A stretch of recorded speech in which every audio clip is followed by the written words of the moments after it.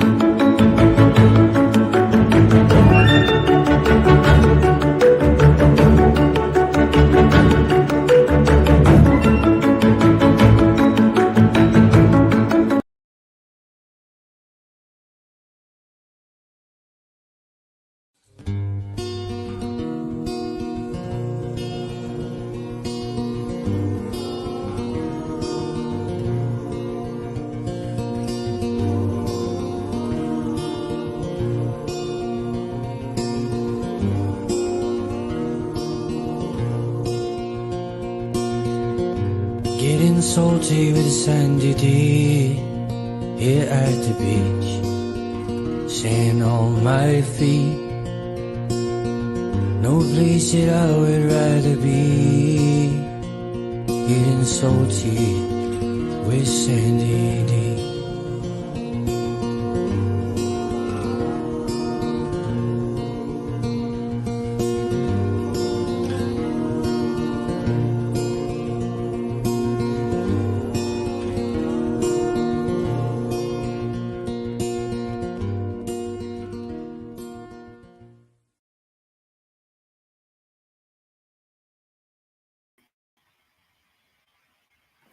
Hello, and welcome to Getting Salty with Sandie Dee, Season 1, Episode 5. Let's go. Did anyone surf today? And if you're watching, let us know where you're watching from and put your name in the comment or allow StreamYard to show your name so we could see who you are. We have viewers all over the world in Cosmos, and it's amazing. And a lot of surfers surf all over the world. And tonight we have surfers that do really surf all over the world, and it's amazing. So let us know where you're watching from, and let me bring them up. We have to finish. We never get to finish talking the stories of the dirt road and the guava. So I'm dying in suspense. I'm waiting to hear the rest of the story of the dirt road and the guava. So to help me, because it's not my story to tell. So to help me, let me bring up my guests tonight. We have Stuart and Frank, and then as the other guests come in, we'll add them, and you'll get to meet them too. Hello. Hey there. Hi, Hey, Mono, how hear you me doing? okay? Yeah. Can you hear me? Oh, good. Yes. All right. Well, how are you doing? Where did you surf today? Well, Sandie, where did you surf today? Oh, me? Yeah. Oh, I have to tell you. I didn't even get to tell you yet. We haven't even talked. I surfed at South Mission Jetty, and I saw the new Seaforth was coming in, and the seagulls were going crazy. So I know that they had fish on that boat. They had some good fish. We better go fishing. That's what that means. Right. I surfed, South Mission. I met some guys. I invited them to come watch tonight. I don't know. Have you guys ever heard of Gary Lee or Phil Rumsey? They're a little bit older than you guys. A little bit older. Pretty old. They have to be old. If you, if they're older than us, yeah, they must be close to being dead, right? Because that's where we're at.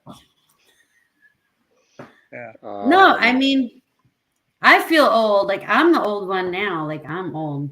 Well, I'm out of shape. I'm trying to get in shape, Stuart.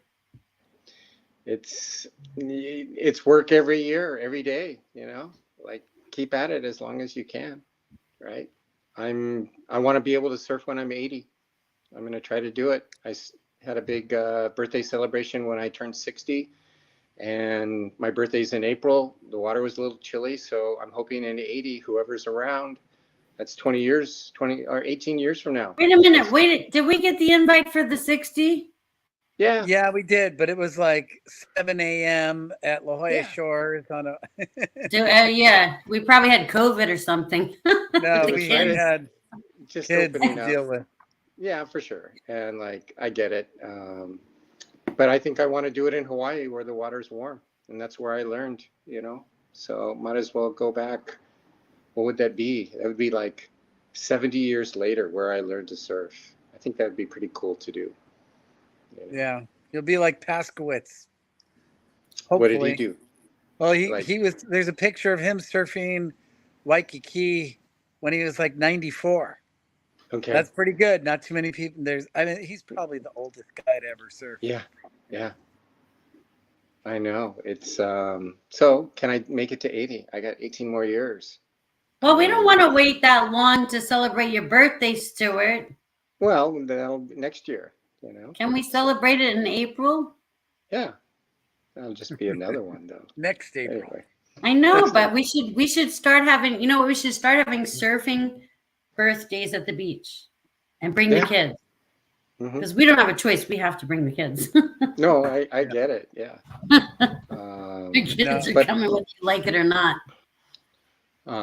My youngest is 22 now, Blaze, and so he's moving to Chicago for work. He's getting a job there, so he's trying to get in as much surf as he can the next couple of weeks. So we went to church today, and head high waves up there. Yeah, classy, clean, nice, fun. I'm riding my new fish. That thing is, if I paddle it in flat, and if I can roll in and get to my feet clean, that board goes. I'm like stoked, to like I can just pass up sections that are closing out and just keep going. Super fun. It's good that it works well. Yeah. Sometimes you never know. I wish I could say that. I'm so out of shape from having babies that I'm so like I'm like Piglet. Like if you imagine Piglet trying to surf and catch waves, and it was like it wasn't that big, but it was like big on the inside, if you know what, like it was dumping on the inside. So I got pounded a few times today. And I thought it was like, when I looked at it from the parking lot, it looked like it was like ankle high. And I was like, I don't know if this is worth it. But I'm glad I did, because you know what? It was a workout, and I got to get in shape, because I went like, phew, I flew off the surfboard a few times. I pearled a few times. But you know what? I got a good workout. So that's good. And you're still shortboarding, right? Which is 5'8" fish. Right? Yeah, I do both. I mean, I could do both. But I love my fish. Yeah, I'm obsessed with my fish. That's awesome. That's great. So I did surf too. I surfed after work on the way home. Just jumped out in the water for a little bit at Big Rock. Super high tide. It was good. I was the only one out at first, and a couple guys paddled out. But it was good. But still swell coming in. Yeah, good. Yeah. John Duncan's watching from Australia. He said he got pounded a few times. You went surfing, John? Where'd you go? All right, we have a Facebook user. And so we're hoping Joey will show up, and Nate from Bali is supposed to show up. So I think Stuart can continue the guava story, because that's what we need. We need to finish the story. I'll finish where we left off, because Joey got he missed the little there's a little groove that you have to come in this one spot in Kauai. And he missed it. And he ended up in, ankle deep, shin deep water or something with a lot of sea urchins Vana. and sharp reef, Yeah. Vana on the reef on the inside. Watch out for the Vana on the reef on the inside. We've all been told. What's the Vana? That was last week. Nate was asking you about that Well, in he was Maui. talking a little What's bit the about Vana? that too, but Joey, sea urchins, Vana. Sea And urchin. Okay, a Vana. What language is Vana? Is that Spanish? No, that's Hawaiian. Mm. That's what they call it So anyway. the Hawaiians call the not sea to me. urchin Vana. Okay. They tell Okay. us, watch out for the Vana on the reef. I never heard that, Frank. Yeah. You could land on it. I landed on it at Ala Moana one night. And that was terrible because I had to fly home Hey, hi to after that. Renee. But anyway, so Joey came in. He was all annoyed on the beach. And we were very far away. Renee. We were kind of laughing at him a little bit. But Laughing at him. Stuart, after that whole thing, Stuart All right. had a Let me- guava. You can tell the rest. I'll let you 'cause I guys tell the story. I'm I don't gonna know, like, I think that day the surf wasn't that good. Like, or it was early morning was what I remember. And we're looking at it's kind of windy or whatever. Anyways, like, so anyways, Joey is in a pissed mood for sure. For sure he's in a pissed mood. And I don't know, maybe he got Vana'd like the day before or what, but I remember just walking. I needed a break from you too. So I walked down the beach, and this is North Shore Kauai. It's just gorgeous, tropical, we're in t-shirt and swim trunks, early morning. And I walked down and like I find these little pods. They're like maybe 2 inches long, and they look like little shriveled up guavas or something like that. And I'm literally, I think, maybe 200 feet away from you guys. I pick one of these things up and I throw it back at you, and it lands right on Joey's foot on the top of his inset, right? Perfect Instant, shot from 200. perfect shot. Whatever. And I could never have done that any other time. But this thing is like, they were little footballs with a little pointy end. A little pointy end hits him right on the top of his foot. And he goes, he's now in pain. He's pissed off. He's in pain. He's like, Gimber, I'm going to kill you. Right. And so like he comes over. Joey's like big and muscular. He's always the brawler. Right. And like, I am not. I'm skinny. I'm a lover. I'm not a fighter. And what do? Like, I grab a couple more of these pods, and they're all kind of like a little bit slimy. They got this like some sort of tropical, they're all rotten, I guess, right? And so I just turned my back to him and I sat down, cross-legged, and like he comes over and he pushes me over. I grab his shirt, pull him onto the ground, and then I'm just smearing him like he's pummeling me, just roughhousing and shit, because we're bored. The surf is crap, and he's pissed off that I nailed him. And I'm just smearing him with all this gook guava stuff all over his like shirt and things. And like after he's had his like, all right, I've done enough damage just to Stuart, like gets up and he's like, hey, how come I have all this like stuff on my t-shirt? Like, and you don't have any. I'm like, I have no idea. And so anyways, and then it was like, and Joey is the brawler, and he's always wants to be the top alpha guy. And it's like, I'm just more stealthy, like, and so like, that was a stealth guava move. That was the stealth guava move is what it became. And I remember like we were checking out the surf one time at Horseshoe early morning, and like leaning up against this fence, this chain link fence with a gate. And he puts his fingers between these two bars in the gate. And I didn't know that. And I lean against the gate, and he starts howling at like 6:30 in the morning, screaming because I'm pushing on the gate, and I had pinched his two fingers together or whatever against the gate. And it's like, I have disabled this like mad brawler that could kick anyone's ass, right?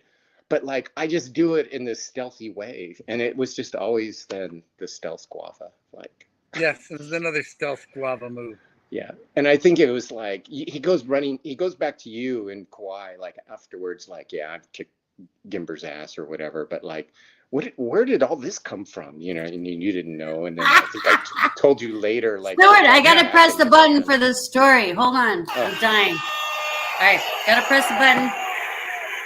The guava story is off the chains. Oh my God. I'm dying. I'm dying. Anyways. So that's it. Well, there's been, and there's been many dirt roads, you know. Yeah. So we talk about the dirt roads all the time, and you know. I mean, that's more with you and Joey. I think for you and me, Frank, was our adventures going to, like, coming. I think this is after school, you know, after college, and we saved money. We're new workers, and we saved money to go to Hawaii to surf. And we started out in Maui, right? You had access to a timeshare on South Shore, Maui. And we were driving up to North Shore every day, surfing like incredible, like 4-foot waves and surfing like the clearest water ever, right? Like that gin clear water that you're dropping in, you can only see the reef. You can't even see the bottom of the wave. And it's so shallow and so sharp. And like, we're getting cut up like anytime we do touch the bottom. And it's like, well, the waves are kind of like small, or, you know, so let's go to a different island. Maybe we'll get more swell. So then we go see Vince on Kauai, right? And so we moved from a beautiful timeshare to like sleeping, you know, on his couch in his apartment or whatever, and still surfing and all that good stuff. And then it was getting windy, and it's like, well, but it was windy and rainy. Kauai was kind of cold and windy and rainy. I just love that the guava story. Though I've been waiting for a couple of weeks to hear the whole guava story. Can I just reiterate? I want to bring my executive producer in here, Renee, because oh my God, she's watching. And say hi to Renee. She said she wants to learn how to surf, but I'm like, I'm dying at the guava story because like I've been waiting for weeks. We've all been like on biting our fingernails, waiting to hear the guava story, and then it's like a stealth. It's Stuart and Joey like grappling in the guava on the ground and the dirt road. Yeah. Well, it was sand, I think. Yeah, it's on the beach, Sand. you know. But anyways, it's, you know, and I think it was just more funny. Joey had no idea what was happening to him, you know. And then I remember telling Frank, I'm like, don't tell Joey, you know. Yeah, he's like, and I think don't tell him. I'm like, I won't. Don't tell Joey. And you did. We need Joey here. See, when he was calmed down. Yeah, once he was calmed when down. he could laugh about it. Then he laughed about it. So it was okay. Yeah. And I mean, I'm the only one that can really like, you're never going to beat Joey in a fight or anything like that. But like, I can take him on in my own stealth way, right? Like, just disable him. I love that. But you guys are also like there's like a Bruce Lee thing going on with you guys. You and guys have like a Bruce Lee thing. It's Kung Fu Panda. Let's talk about the Bruce Lee, Frank. Okay. Frank, I the nunchucks. Bruce Lee story. The nunchucks. When I went to Hawaii for the first time, it was to visit Stuart because he was over there. His parents moved back over there while he was. He graduated. I was still in school. Got out of 11th grade summer. Went over for 2 weeks to South Shore, Oahu, to go surf with Stuart for 2 weeks, and it was great. But we were into karate and kung fu and during that time, and all we did was play with nunchucks, buy stars, and throw stars all day with his little brother who was like 3rd grade. So we decided to go see a kung fu movie in Honolulu, you know, in the late afternoon. Well, we go in and we watch a couple kung fu movies on Hotel Street. On what street was that? Either Hotel or Bearton. It's all downtown Honolulu. Yeah. Yeah, it was Honolulu. It was so in the daytime. It was just, you know, whatever. We went to this theater. It's like 24-hour kung fu movies, right? Yeah, all the time. So we came out of there with Stuart's little. We were pretty young, you know, we were high school, just out of high school or whatever, and then we came out of there, and it was later in the night, and oh my God, those streets came alive, and you know, we were mostly we were laughing, we were concerned about the little brother because it was not the safest place in the world to be for kids, especially a little or kid. Howleys. Yeah. Or just like, the Howleys that we were. And there was everything there. I mean, it was like we were in the wrong place to be for us. Yeah. Hookers walking down the street and all kinds of things. And we were pretty young. And we got out of there okay. But we would have had to, like, we needed to know Kung Fu, put it that way. Yeah. Yeah. And we weren't that good at it. All we did was watch it. Yeah. Yeah. I remember that movie, like, I think the movie ended like with 10 minutes to go, and like the film back in those days, like it broke or something like that. And like, do you remember this guy like stood up and he says, "Yeah, I watched this movie like 3 hours ago, and like they did the same thing. Like it just ended, like 10 that's minutes. Right. That's right. Just that guy just, like, why are you here watching this stupid movie again? Because, and they were just so low budget, all day kung fu movies, right? Stuart, Yeah, they were B-rated. Stuart, you're like movies, stealthy funny. You're stealth. I Oh. think you're like stealthy no matter what you do. You have like a stealth attitude. Remember the one movie? I still remember that movie where the guy got his finger cut off. For some reason by the other guy, and his fingers there on the table. They were wiggling. Like, oh God. And it's so that like, was fun. yeah. Anyways. But yeah, we kind of grew up in an interesting time. I'll kind of bring you back to a little. Joey was pretty aggressive, where he came from like I told you, the rock story, and we had mutual friends, and Nate was one of them. And I would see Joey at from Mission Hills, Point Loma. Well, we would get along with the guys from Point Loma and surf with them, and then we'd go over to La Jolla and other places. But they used to mostly just kind of stay at Sunset Cliffs and OB. But we were all over the place. But we were pretty good friends with the Point Loma guys, and I remember, so I would see Joey at some of these parties, and I would see him out in the water, but we would never surf together. But we had mutual friends, and I think we went to this one party. There was always weekend parties back when we were in high school and all. And we were at a Point Loma party, and guys from the Coronado crew showed up.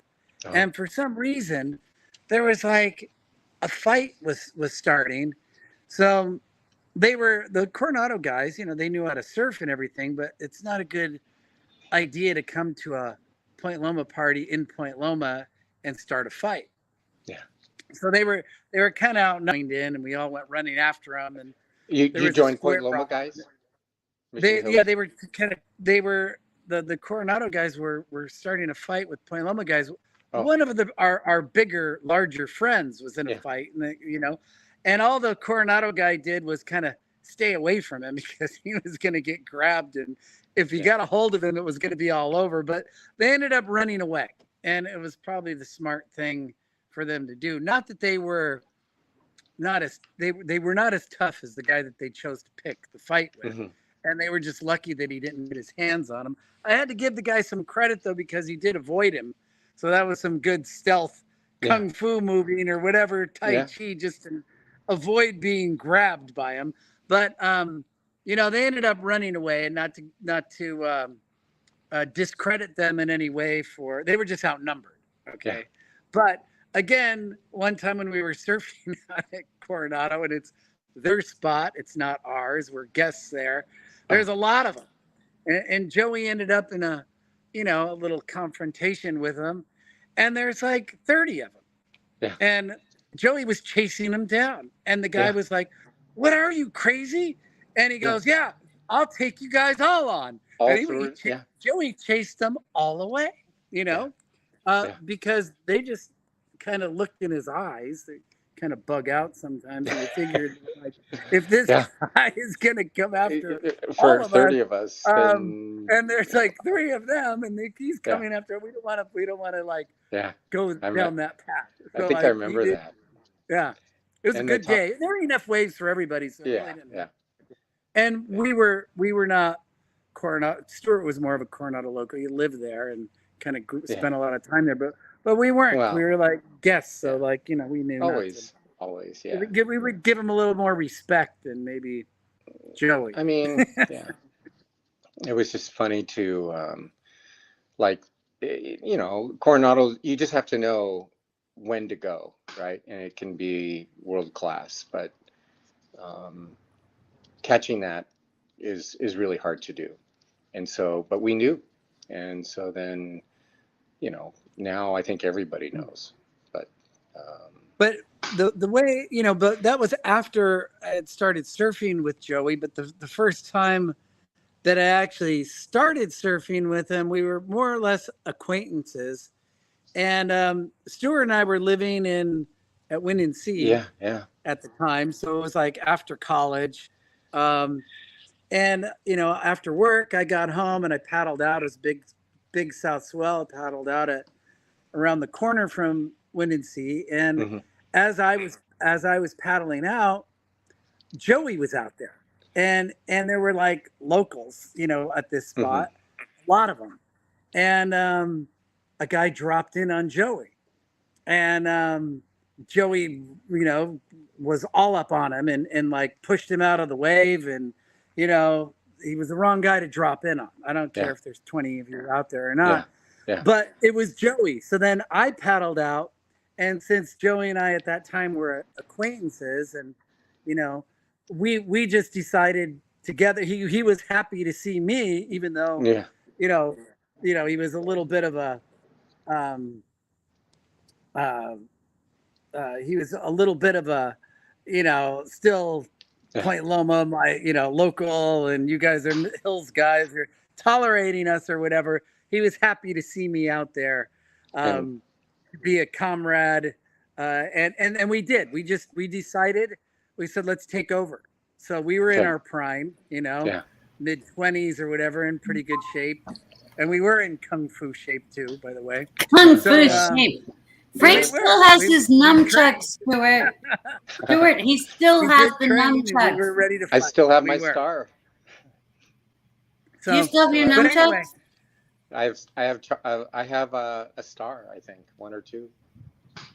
Well, I've got my nunchucks. So anyway, but so you didn't really know Joey until after. You really didn't surf with him. Yeah. Well, then I think I met him through you, like around the corner there, and Joey was supposed to be here tonight, everybody. I think he's having some spinal issues, some medical issues. So well, he's got guests. I hope he will show up, but but if not, maybe next finish week. My story here because it's kind of funny. Oh, you want to finish the story? Okay. Yeah. So because there were like 20 plus other guys out. Oh. And we decided we were going to take them all on and just take over. So that's what we did. We got super aggressive, the two of us, and we just took every wave that we wanted.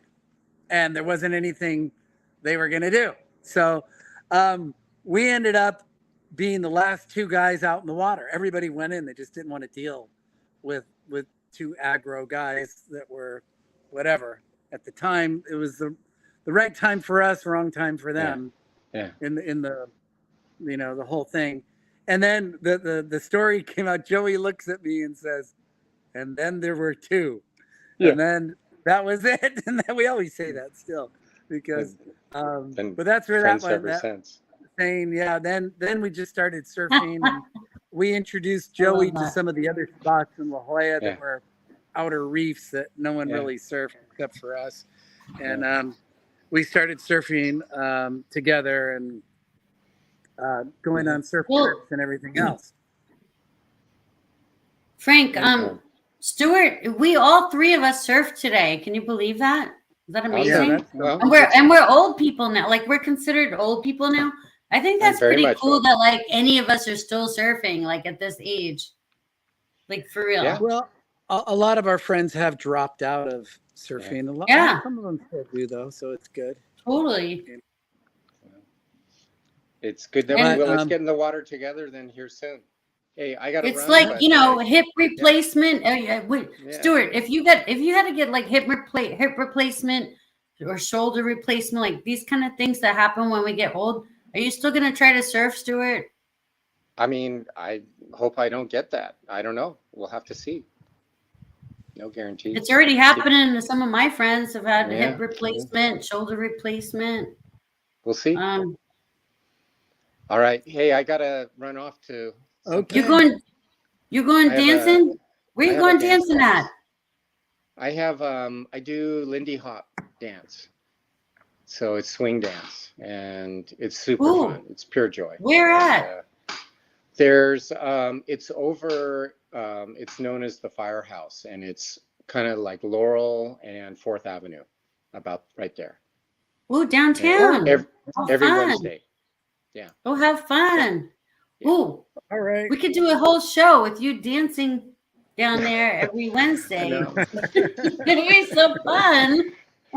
All right. Frank and I can come. We'll drop in on the party. That's yeah, well, you know, we probably should. You know, Joey and Vivian and you two, come take a beginner class. You'll be so stoked. It's like it's do it. I used to swing dance back in the day. Okay. All right. Well. But now I got kids. I need someone to watch the kids. Who's gonna watch the kids? Yeah. I know that feeling. Joey. Yeah. Joey. Joey, right, no. we'll Okay, before you go, Stuart, right, thank you for coming. For your thing. Okay. No, thank you for telling us about the dirt road and the guava story. Like I love. I wish we had it on video. Tell the dirt road. He's leaving. I'm going to tell him the dirt road story about us. Stuart. Okay. Oh, okay. I'll tell him Punta Cabras. Thank you, Stuart. And Cuatros Casas and a few others. Yeah. Okay. You got to tell that one. Yeah, I will. Okay. All right.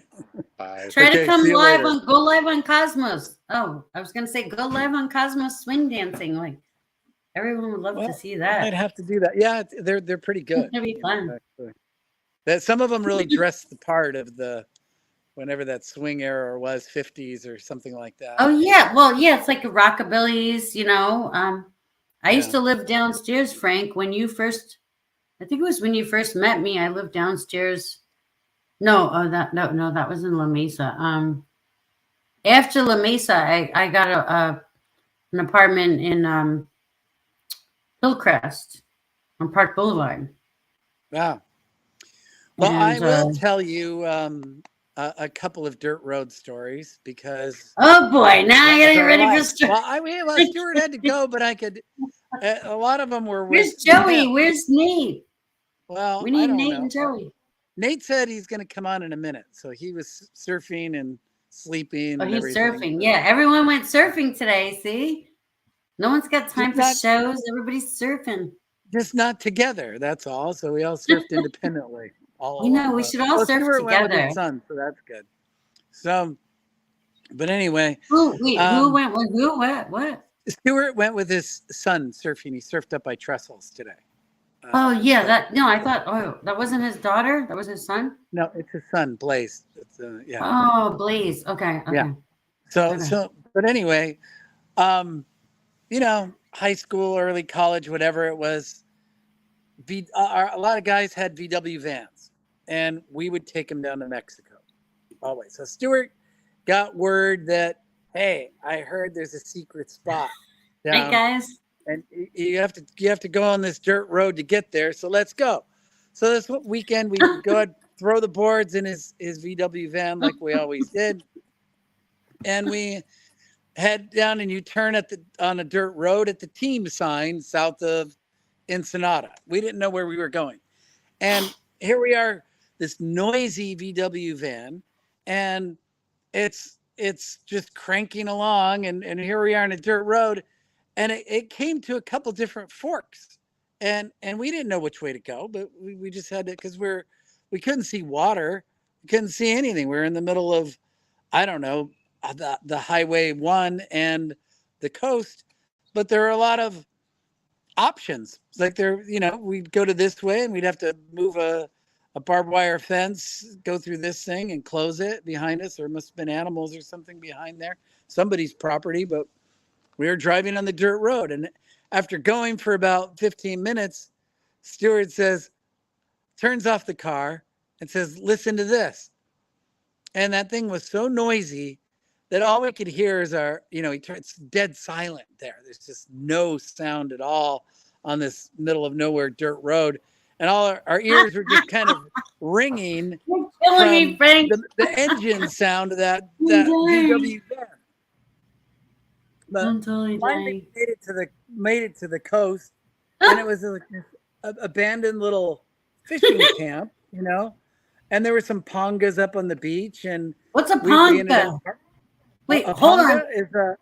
Let's press the rewind button right there. What's a ponga? A ponga is a little speed boat in Mexico. It's a Mexico fishing boat. Little. Oh, okay. I'll have to show a picture of one sometime, but it's a little. If you see a little boat, Mexican fishing boat, pulled up on the beach in Mexico, usually it's a ponga. Okay, that's what it's called. So there are a few pongas there on the beach. We saw surf at a point. And everybody taking notes in the comment section. Everybody taking notes on the ponga. So, it was wintertime and it had been raining or whatever. We went out and surfed. Sunny day. It was good surf. We surfed for a while. And then we came back in and it's, approaching dusk. And we got to go back on the dirt road. Well, we parked on this cliff and the van didn't start. So, and we had to pop start it, but we didn't have much of a running start to do because we would have pushed it off the cliff into the water. So we had a little bit of a rough time there. And we had to, we did pop start it, but we almost went off the cliff. But then it was so slippery because it had been raining and there was some grass there. There was not enough traction for this van to even drive up this little slope off the road that we parked. So here we are off the dirt road and, with this van that's wheels are spinning and it's kind of going sideways off the cliff. So we had to go find the little plywood and make our own little path. And finally we got out of there. Luckily we were able to, I don't know how we pop started that thing in reverse, headed towards a cliff that was going over into the ocean, but we pulled it off and we came back and anyway, that was another kind of dirt road funny story. And then we would go camping a lot, and there were no cell phones back then because they hadn't been. I have a dirt road story. Nate said he's coming. We only have 15 minutes left, but I do have a dirt road story. But also I want to do some shout outs. Shout out to Cosmos Creative Television. Shout out to my cousin Kim. Her son's been battling leukemia for the last few years, and today's her birthday. So I want to give a shout out to my cousin Kim today. We love you, and we're praying for you and your son. Shout out to everyone that got a chance to exercise or surf or just move around today and do something. It's that's the thing. It's Frank, even when I paddled out today, I was looking at it for a while. I called you. I was looking at it. I was like, man, looks like ankle slappers. It didn't look like nothing. It looked like blown out. But when I actually did it and I paddled out, I really got a full-on workout. I feel so much better, even though I'm still not happy with my shape and my body and my weight. I still got a full-on workout, and I had an amazing experience. There was pelicans flying over me. Didn't cost me no money. I had to pay no money to park, no money for anything. I just threw my shit in the car and I went, and I even got the kids on time from school. So it was amazing. It was there's cool. Rarely a regret of paddling out. The water was amazing and warm and beautiful. There was nobody out. It was like I had the whole beach to myself almost. It was even though the waves at first didn't look good, I was like, man, I needed that motivation. But sometimes just paddle out, just talk to some people in the parking lots, just kind of get that edge, just break the ice a little bit, and then just do it, and you'll feel so much better afterwards, Yeah, I know. Believe me. So today there was a south swell, so it was a little bit inconsistent, but when the sets came, they were good. So that's probably what you saw. It was just like a little inconsistent when you're looking at it. It doesn't look that good when you paddle out. Every once in a while, every 5 minutes or so, nice little south set would come in. Well, yeah, and every hour that goes by, the tide is shifting and changing, and then the set's coming in. So, like, you know, sometimes you pull up to a parking lot, and you're looking at it, you're like trying to, like, you know, you in particular are very impatient with waves and surf spots, and you're like, no, I know it's not going to be good here. I'm not going to sit here and try to fight for a parking spot. I know it's not going to be good. But me, I'm like, I got to spiritually feel it. I can spiritually feel it. I got to stand there and look at it and see if I can connect through the wormholes to that spot and that exact moment, and like see and like, and you know what, it all worked out today because today I was there and I was doing that, and I was by myself. Then you know what? I just started talking to some dudes in the parking lot. I was like, they just got out of the water. They look happy. They're like talking. They looked happy. I was like, yeah, how was it? And then they were like, yeah, you know, it's small, but like, yeah, it's blown out, but yeah, but like, you know, but they were still stoked. And it was like, all right, so you know what? I did it, and I feel so much better that I did it. And wait, hold on. Is Nate in the room waiting room? He said he's on. Yeah, who's this guy? Who's this guy right here? Who is he? Hey, there he is. Hey, Nate. Wait, let me smash the button. Who's this guy?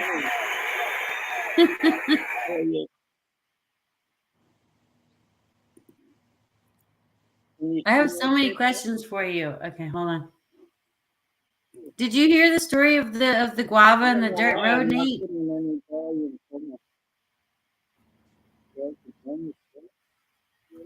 Oh, we Well, got I a can't delay hear on you. here. I can't hear you, but I can see your mouth. Is your phone taking on you? Let me turn it up. Oh, his mic isn't working too well.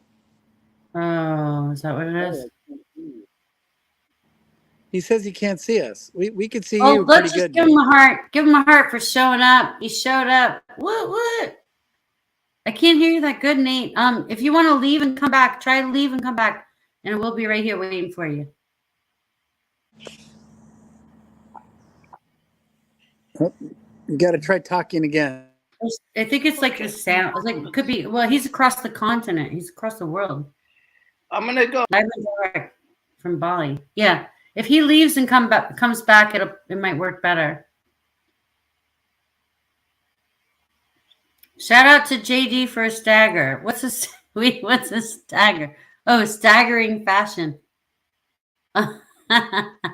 Stagger. Say hi to M, Frank, and John D, Frank. Oh, now I'm losing all my guests. Where'd they go? Oh, there we go. Okay.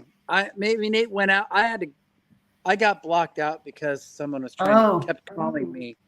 And when I declined it somewhere, everything kind of froze up for me. I wish Joey was coming. Yeah. Well, say hi to John D and M. John D and M are watching. And Bridget's in Santa Cruz. Oh, that's nice up there. Can you say hi to my friends, Frank? Nate just said he can't join now, so for some reason he can't join. Hi, everybody. I can't see you or anything, but hi. Darn it. Okay, wait. Tonight's Wednesday. I think Rory's shows are going to be starting up soon. Tomorrow on No Icing, we have, guess what, Frank? The Cosmic Hillbilly from North Carolina. Let's go. It's going to be amazing. All right. I'm excited. I found him on TikTok. I'm very excited about that thing. That's good. How perfect is that? He's going to be on the Cosmos for the first time. And his band name is the Cosmic Hillbillies. Like, it's so perfect. That's funny. M says, shout out to Nate for trying. Yeah, well, he might come back in. I don't know. Maybe he's got something wrong with his computer for right now. Well, yeah, I mean, he's across the world. He's in Bali, so it could be the Wi-Fi. Yeah. I don't know. Yeah. Come back in, Nate, if you can. What happened to Joey? Joey? Well, no, Does Joey have dirt road and guava stories? I could tell you a funny dirt road story about Joey.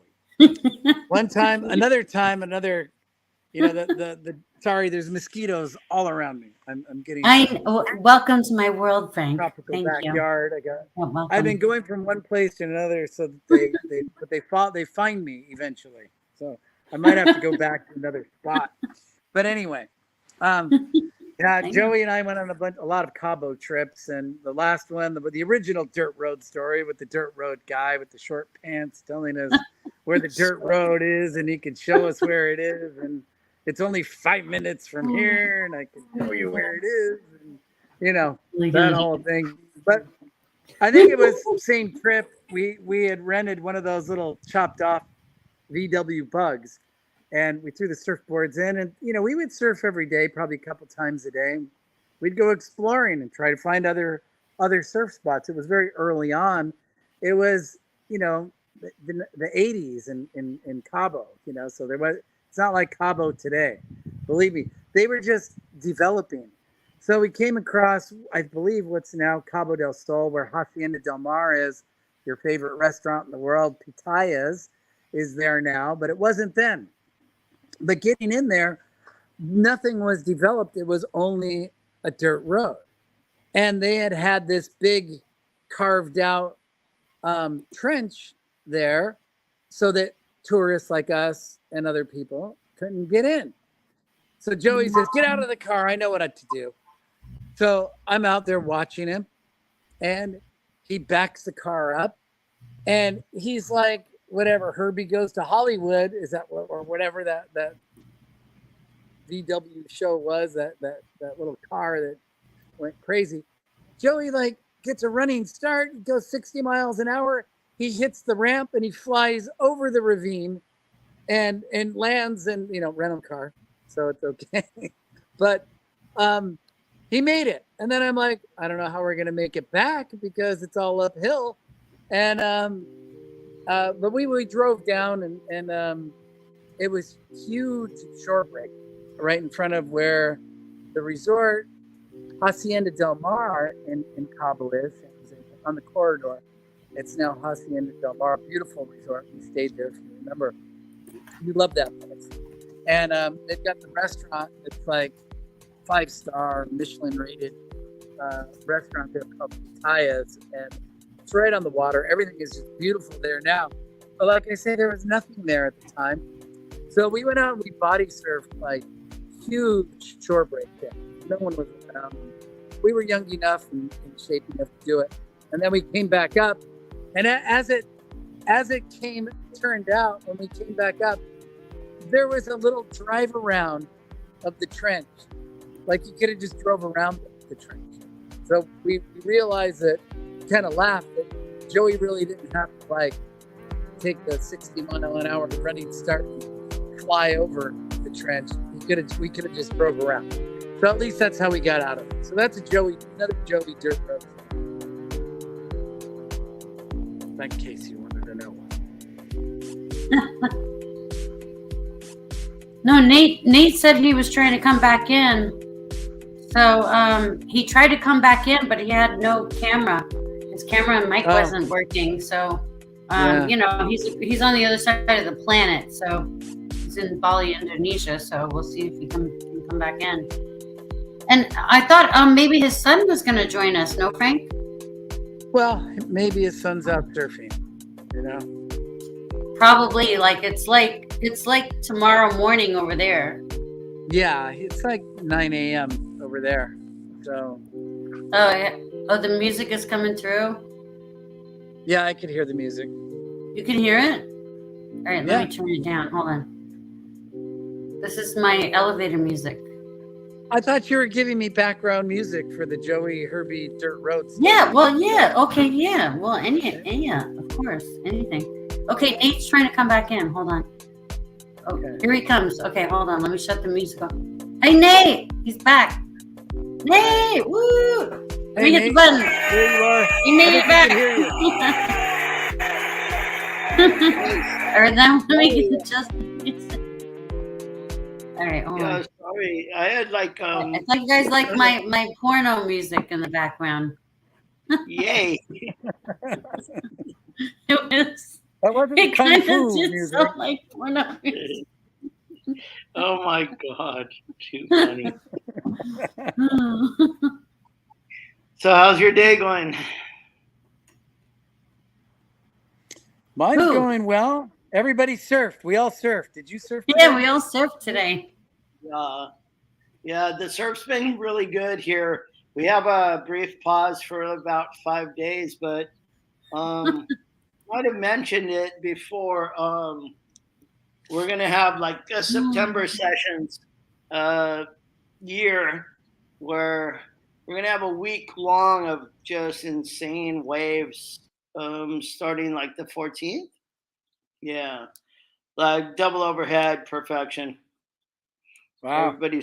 Everybody scrambles to go everywhere, but lately it's been really good. My son's scored some really good padang last night, with several guys out, but there's a lot of posers right now here. A lot of tourists that just want to tell their friends I surf padang, and so he got some. I wish he was awake. I want to see some of his footage and share it with you guys. Yeah. Nate, anytime you get clips, Nate, send it to me. I was a total freaking kook today, okay? I was a kook today, but you know what? After I made human beings in my body. So I think I need a hall pass. I think I deserve a couple hall passes because I had to give up surfing for years to create tiny humans on the planet. So Oh yeah. So you got to understand, I'll translate. That translates to children. It takes a couple of years to get back in shape. It takes a while. You got to work harder as a woman. You got to work really hard as a woman, especially after having kids. No, I get you. It's yeah, you got to persevere, especially, I mean, coming off of surgeries and places that Frank and I surf. We've trained the kids to be sharks in the water, and sometimes that comes back and bites you in the ass.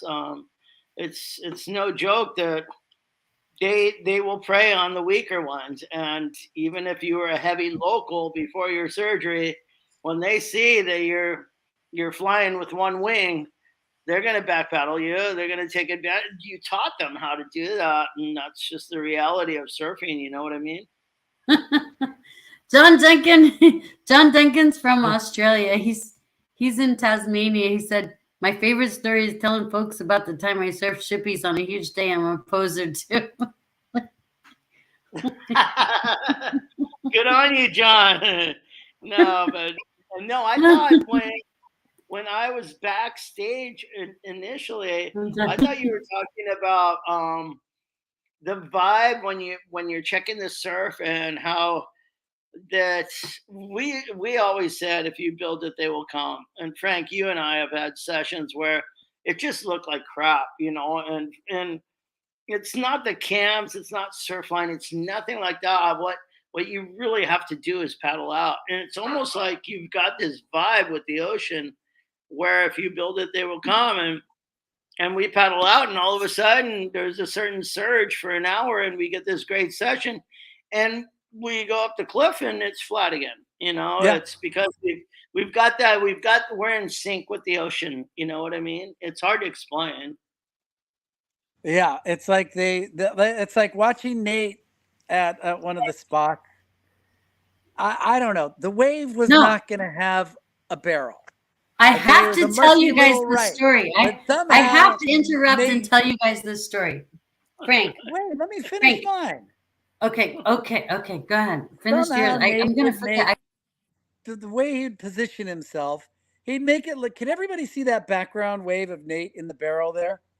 Well, it would be a mushy little wave, and Nate would make it look like that wave that he's in that barrel on behind us, And that's kind of like the way it was. I'm like, look, we'd be watching him out there or seeing him from Needles or whatever.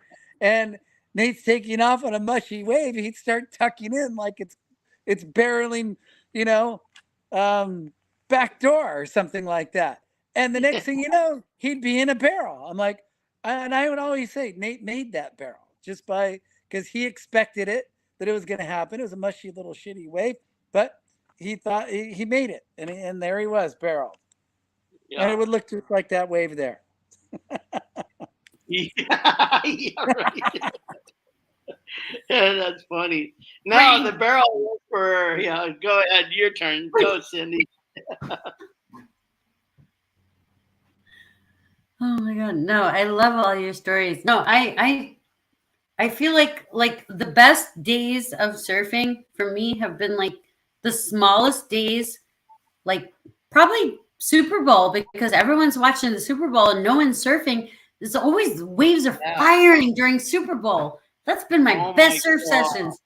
Super Bowl Sunday, my best surfing sessions, or like because no one's out, everyone's watching the Super Bowl, or just like when the storm is coming, everyone's like, I'm not gonna surf. There's a storm coming. I'm so scared. I'm not gonna surf. There's a storm coming. No, you're I'm like, that's the best time to freaking surf. What? Yeah, Frank knows that my home turf in San Diego, so many of the guys are relentless Charger fans. I mean, you paddle out at the Charger game. It's going to be empty. Like they're so hardcore, and they're other fans. They don't watch Charger games if they're not winning. But for the most part, they're gonna surf before or after the games, and it's so funny like that. We on one boat trip, my son learned so much from me. We got the whole group of guys on this beautiful catamaran addicted to the series 24. So, I mean, they would binge watch 24, and I'd bring all the CDs on the boat. And that's what we'd do after we closed the doors at night and put on the AC. And we got them to start binge watching it and sneaking watching extra series. And Nate and I paddled out at Neos at a place called Rockstars. Oh my God. It's so legendary. We got both boats that were at anchor addicted to 24. And during broad daylight, beautiful day, we knew the swell was coming up, and we paddled out, and everybody was binge watching 24. And we scored our best session. Just my father. Oh, it was epic. That was so good. That's funny. No, but it's true. Yeah, are you guys still getting hot weather and stuff, or how is it? Yeah, it was 80 degrees at the beach today in San Diego, so it's pretty nice, warm, sunny. Yeah, that's epic. Yeah.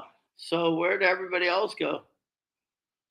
Joey and I don't know. Joey didn't show up. He's got guests in town, I think, so he didn't show up. No, Joey's having health issues. He's having like back issues. Stuart's dancing right now. Dancing. He had to go dancing. He does a thing. Well, on Wednesday nights here is salsa night at Rolling Fork, and believe me, there's the hottest girls in the world at salsa night at Rolling Fork. I don't care if you can't even square dance, you should just go there if you're a single guy. I believe it. Yeah. I love, when I first came to San Diego from New York, I started salsa dancing at Cafe Sevilla. Really? And then and then I grew to become friends with the B-side players from there. The Cafe Sevilla is such a nice place.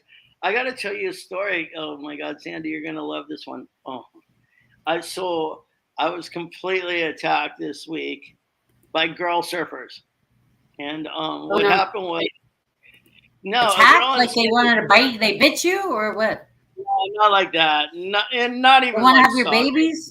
What do they want? Stalkers on Instagram, but So I'm just blowing through like social media, and there's so much crap. And this girl I recognize who's a surfer. She's probably mediocre. She even says she's a novice surfer in San Diego. Asked me to join a group. She never does.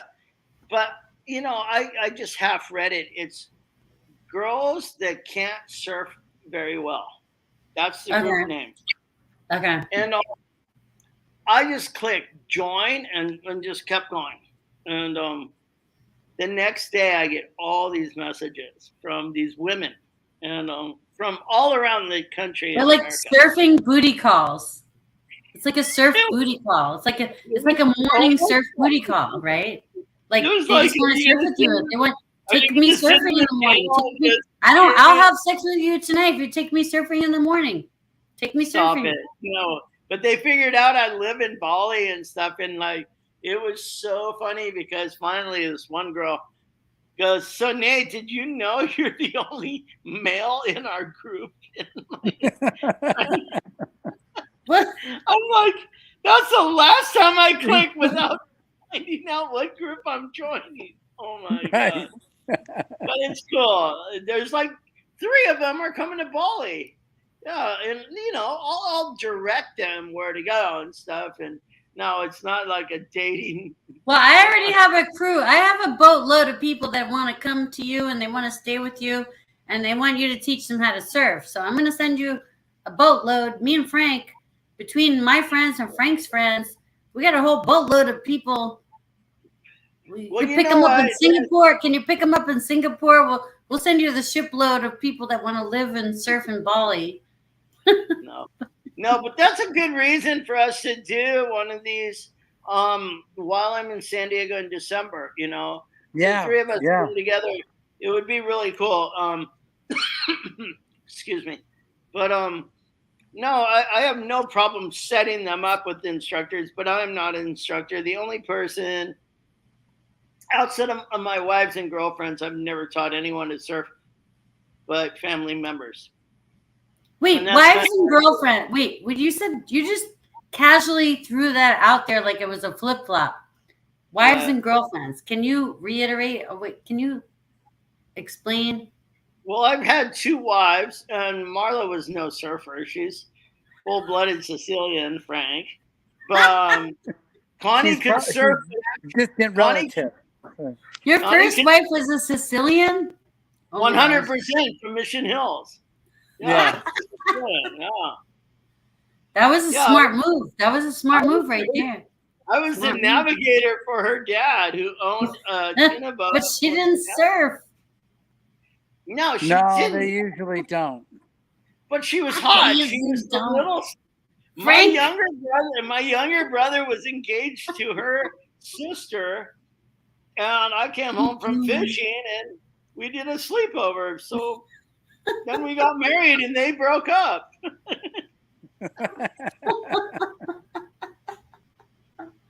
I'm dying. Okay, John Duncan in Australia said, "Send him to me. Thanks." My second wife, who's very athletic. My second wife, who's like the Point Loma pickleball champion, can surf like nothing you can imagine, but she gets seasick on a surfboard. Yeah. She gets motion that's a funny thing, Nate. I've had a lot of women that like I connected with, in the spiritual sense, and they're like, they're like, that's so cool that you surf. They're like, can you teach me how to surf? And I'm like, hell yeah, I'll teach you how to surf. I'm like, do you have a surfboard? Do you have a wetsuit? Do you, and they're like, yeah, no, but I can get one. I'm like, okay, that's cool. If not, I could let you borrow mine. I can get you a wetsuit. Like, let's compare sizes, see if I got a wetsuit that might fit you, everything like that, right? But the one thing is, they're like, but I'm afraid of the ocean. I can't help you. I'm like, all the surf lessons in the world, if you're afraid of the ocean, I'm sorry, I can't help you get over your fears. That's not my job. I could teach you how to surf. I could take you surfing. I cannot help you get over your fears. I think the worst outcome of a surf lesson I attempted was when we got in the water and the girl said, I can't swim. Good ball. Like, Oh, yeah, no, like if you can't swim, like then how can I teach you how to surf? Cart, Come on, horse, man. horse. Like, Come on, man. I'm just a squirrel Well, trying to get a nut. Like, come on, man. that's the way a lot of people are. They find themselves out in the water and they don't know how No, to swim. And I'll tell you just a funny little no. story, and then you probably got to go. But You probably gotta go.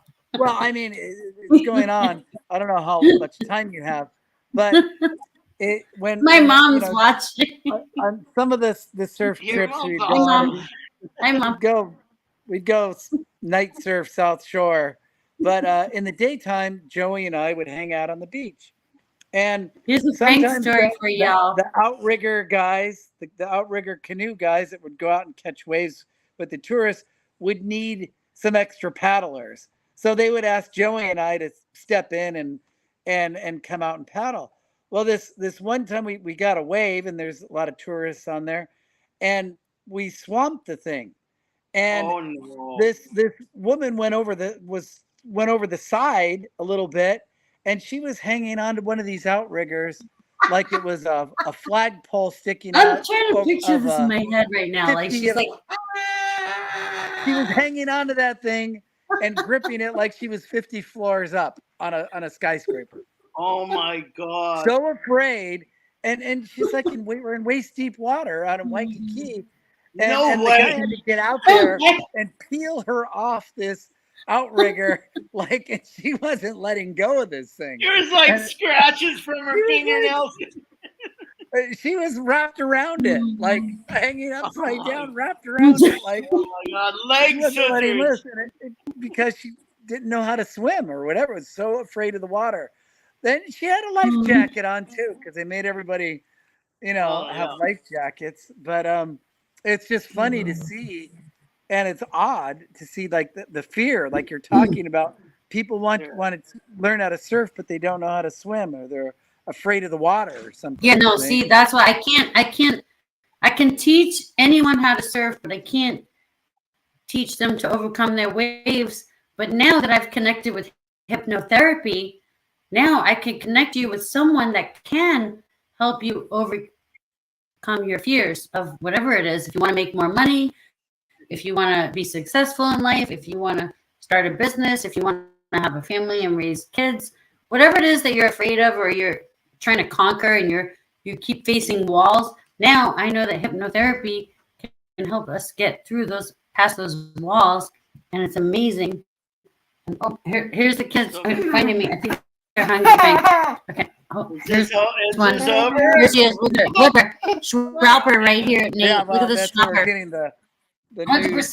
Schrauper. Oh my You want to go to tandem Indonesia and partner. shop with waves? I'll hold you up like this, like you're a little pizza on my longboard. Yeah. Look at little Schrauper right here. Yeah, she knows how to surf too. How old are you? More importantly, what's your name? Up.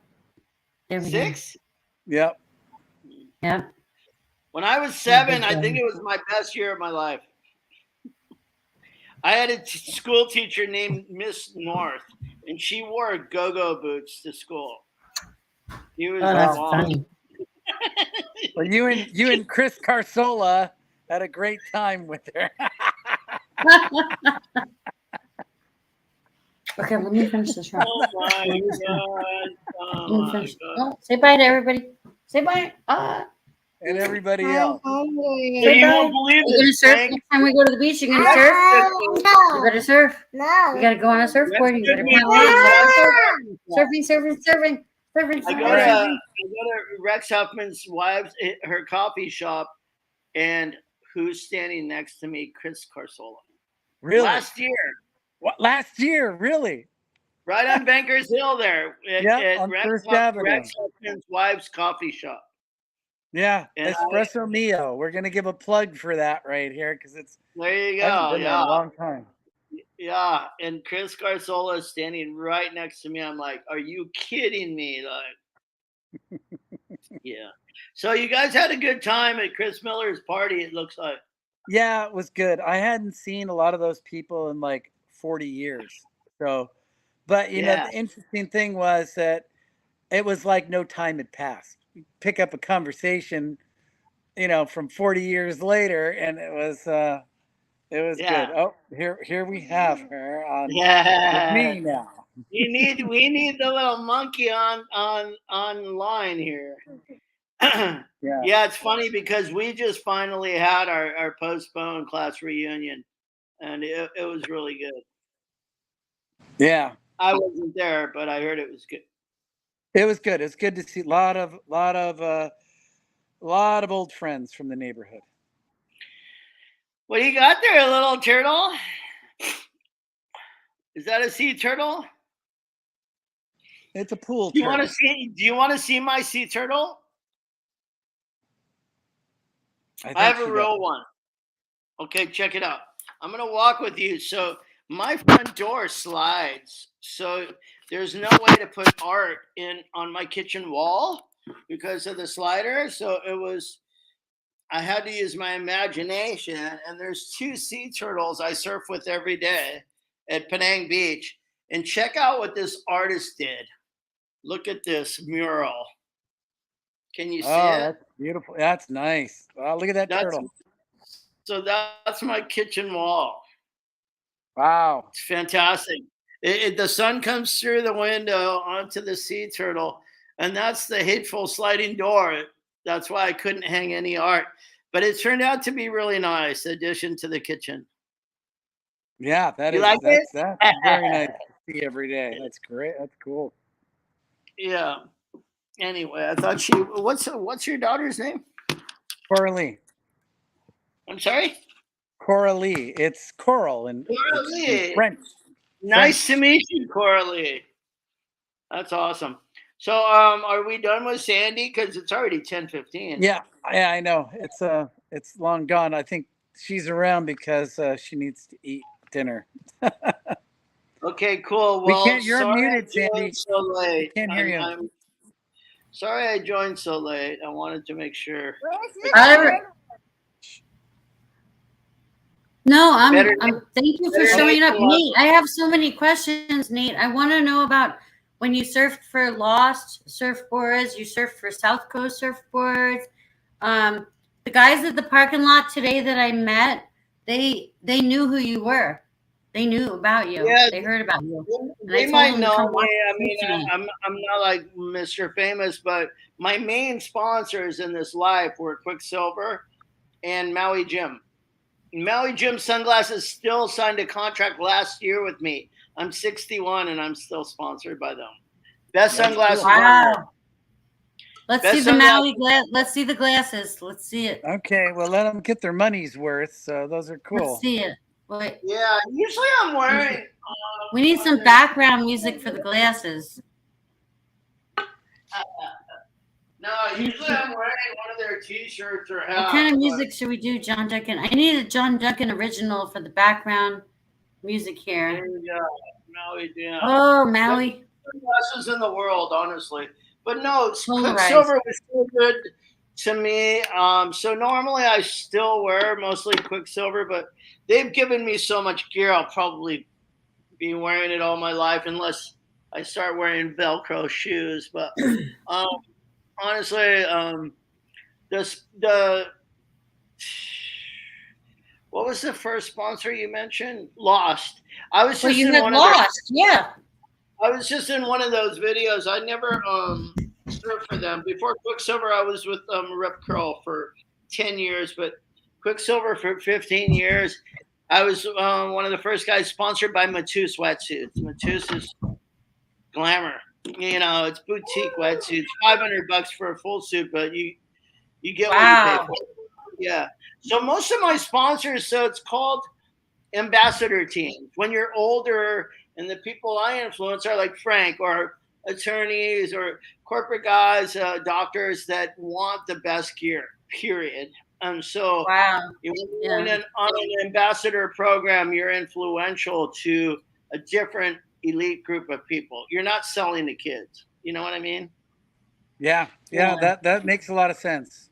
Yeah, so ambassadors for any surf gear are pretty exclusive, and they're influential. There's only so many requirements. It's kind of a bummer because I'd rather be off of social media, but I have to hashtag a lot of stuff for Maui Gym. But hey, they give me 3 pair a year, and plus apparel at 61 years old. It's worth hashtagging for a year, because Sure. they're $300 a pair of glasses. But let me tell you something that's fantastic. Let's say hypothetically you're wearing a different company, and I'm not going to name companies, but if you wanted these Maui gyms, if you requested from me, I give you my team manager's email, and he gives you 50% off on your first pair. Wow. Just I'll take you up on that. I'm recruiting you, So, and honestly, I mean, look at flex hinges. I can't shake them off. And you know how it is, Frank, like fishing or a gravel driveway, you bend down, you don't want your glasses to ever come off, and Right. just little perks, How about like picking up kids out of the car seat too, like get them in the kids in and out of the car seat. You got to lean forward in the stroller. Yeah. And I have to pick up my girlfriend. Women need good sunglasses too. They got to stop getting over this mentality that like the stuff that is designed for men.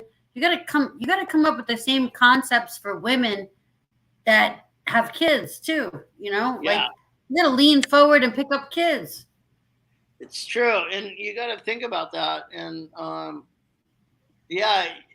there's nothing worse than living with a scratched pair of glasses, and that's why people continue to buy cheaper glasses, because the best ones is like a throwing money away.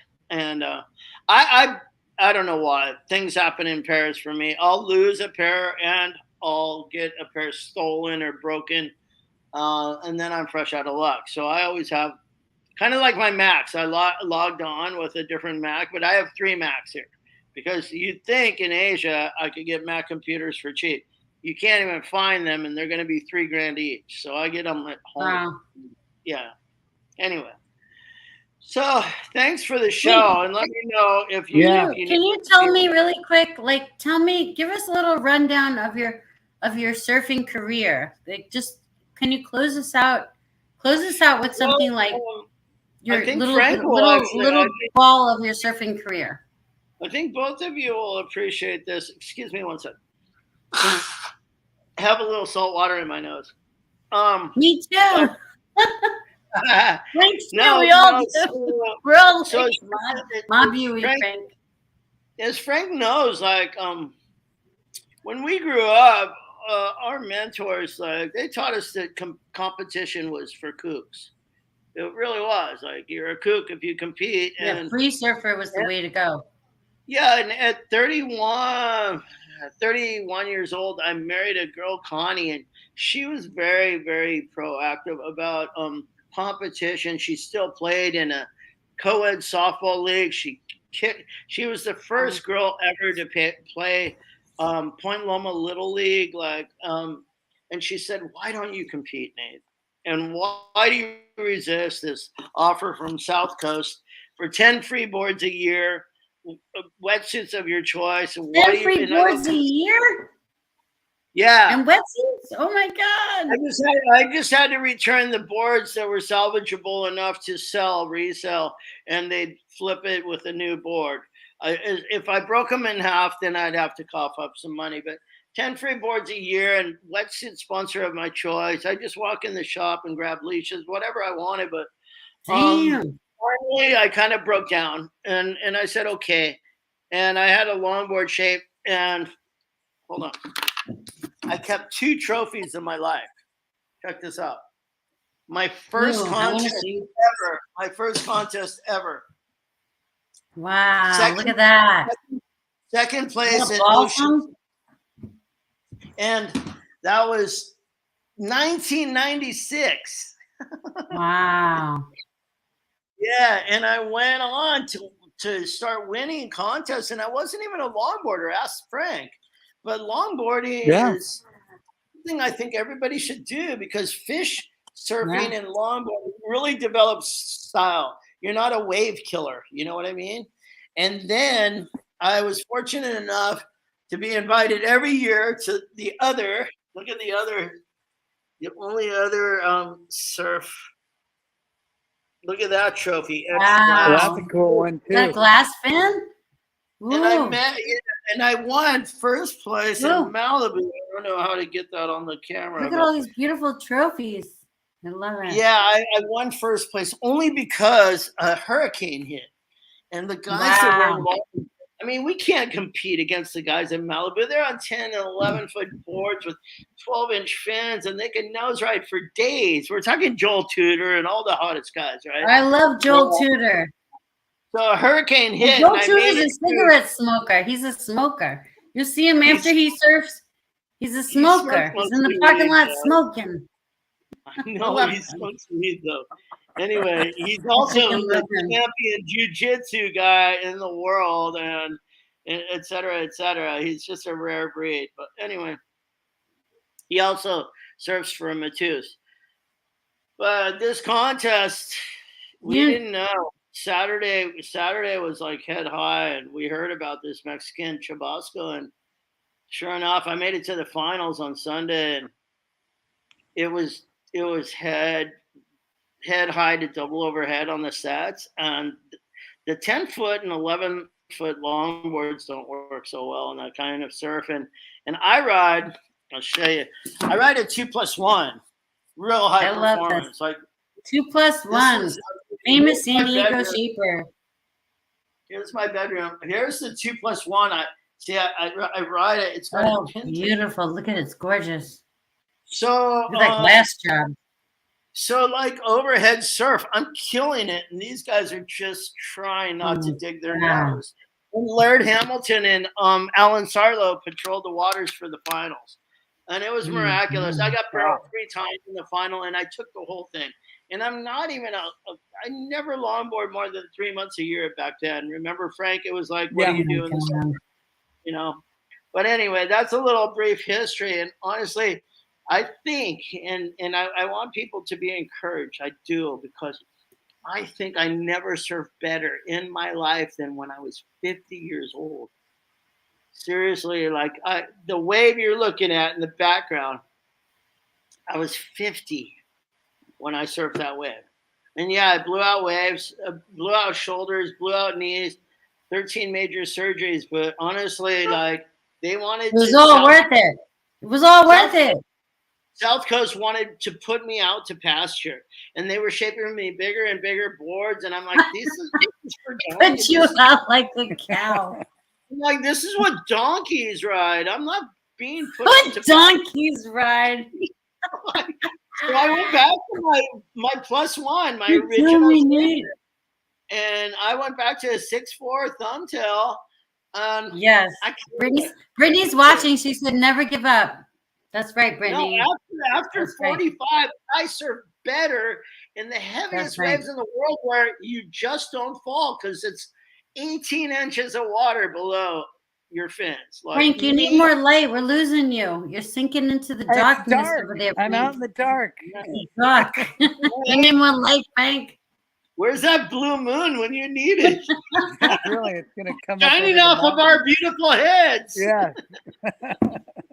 No, wait. I'm just like blown away because I went surfing today, and like I don't surf that much. You know, after I gave up surfing pretty much to have kids and create tiny humans and raise tiny humans in the world. So, so anytime that I get to surf, whether it's good, bad, small, I catch waves, I eat shit, I just get surf.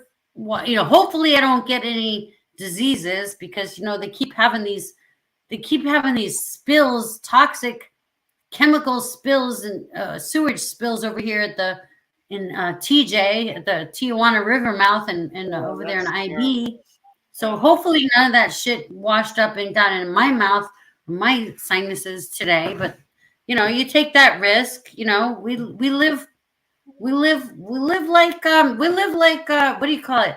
If you're a real surfer, you kind of live like Tom Cruise in Top Gun, right? Kind of like Tom Cruise. In Maybe Top Mission Gun. Impossible. Yeah, you kind of live with that motto. Like, just go with it. Yeah. No, especially on a southwest swell. I believe the swell southwest there. Puerto's huge, and it's different. In northwest swell, you don't worry about the sewage in TJ on a northwest swell, but yeah, southwest swell is a lot different for sure. Yeah, it could. It's been pretty bad. It's Yeah, we just had a south swell over Labor Day weekend.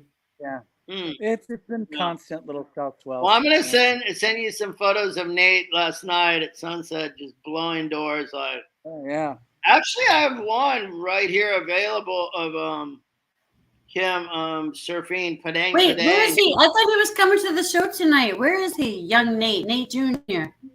I heard my dog barking at about 1 or 2 a.m. So I think he was with the girls last night. Yeah, he's a rock star. He is? Tell me about it. Tell us about it. What's his life like? We want to live vicariously through Nate Jr. What is his life like? This our villa? Are you kidding me? Yeah. We started so I had date night with my dog. A block away they have tenderloin steak with French fries for 95,000 rupiah. So that's $7 for the sickest dinner. And Nellie, my dog, you've seen my dog, right? She just sits next to me and takes little trimmings of the steak. But Nady was there with both of his friends are named Max, and one's Australian, one's Californian, and they surf together. And the girls just follow them home. It's ridiculous. 2 girls named Max. No, 2 guys, but yeah, the guys he surfs with. Okay, I was gonna say that's like a really hot porno movie or something. Nellie wants to say hello. Hi, Nellie. There she is. Aw, hi. Yeah. Anyhow, John Duncan in Australia wants to know: have you ever been to Nazare? No, but my buddy Toby, he and his wife have a crypto channel on YouTube. They have a house in Nazare. They have given up their citizenship in America, believe it or not.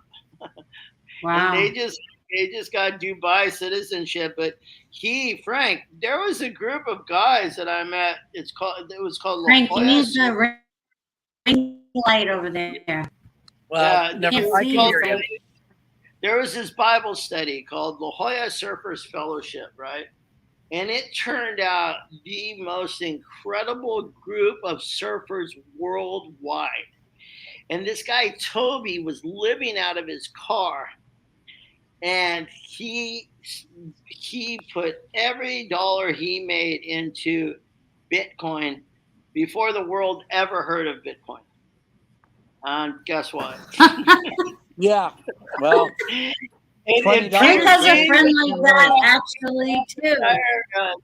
There was this group of surfers that came out of that group that were just mentally good, and they're famous, world famous. It was a spectacular group of surfers that met at a Bible study. Jojo Roper, all these guys, and it's pretty cool. Yeah. So Toby went on to become a tow-in surfer, and he's got the best tow-in team in Nazare.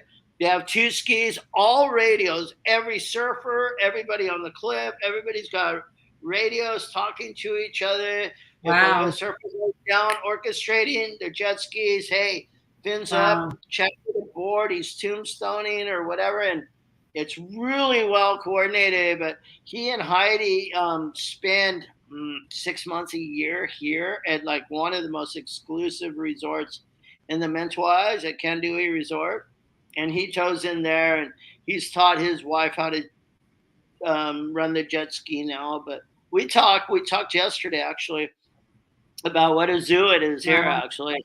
Yeah, but anyway, yeah, I've never surfed Nazare, but I'm not a towing guy. How do you handle that? How do you handle like how are you handling all the changes that's going on there with the world-class surf breaks?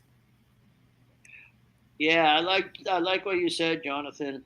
Absolutely, 100%, because the spiritual connection is through the water.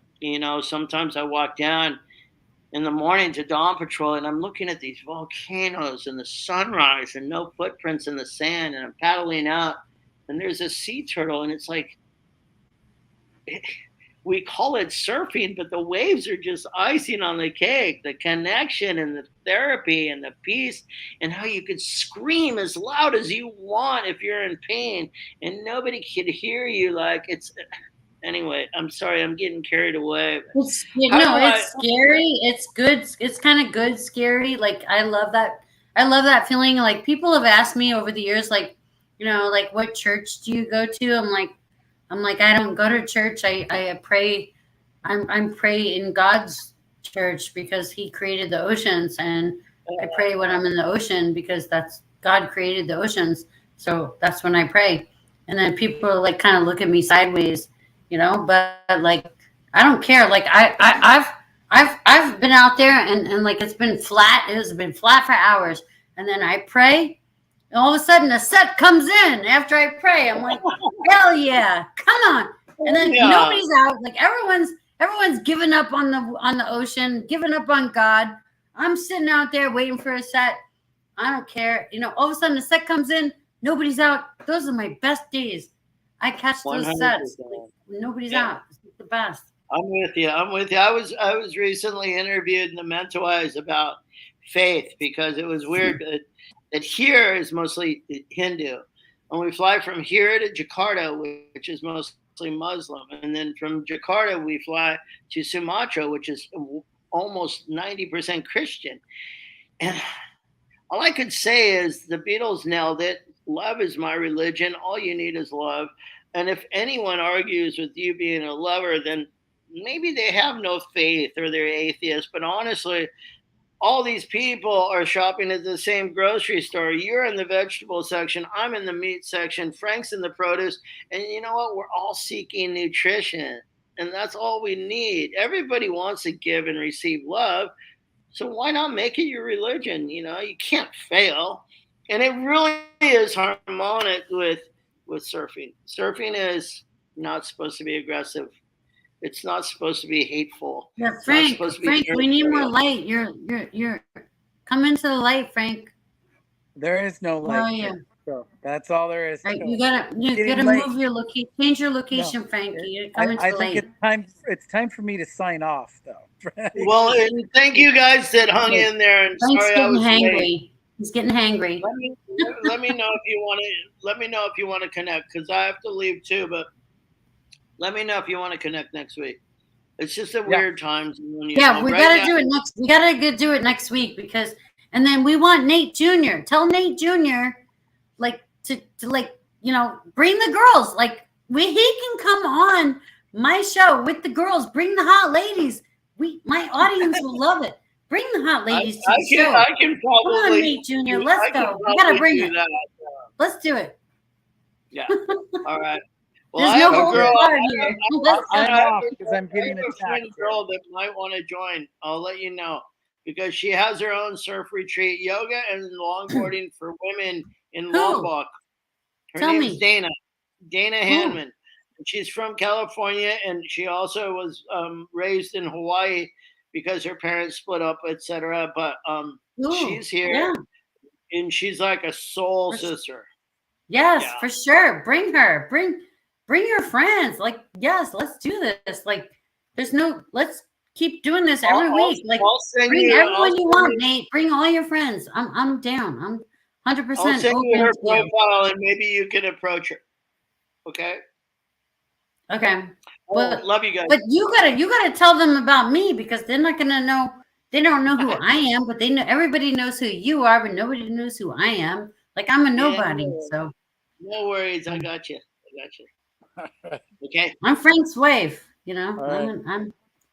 Nobody knows. Hey, Frank. Be well, buddy. Okay. I will catch you next week, Nate. Watch out for vampires. Vampires. Bye. Okay. Bye, guys. Thanks for watching. Love you. All right. That was fun.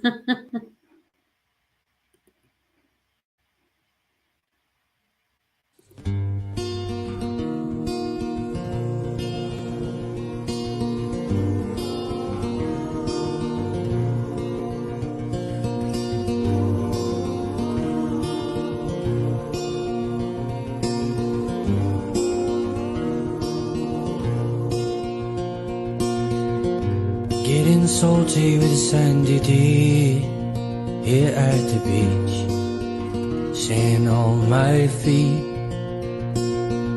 No place that I would rather be, getting salty with Sandie Dee.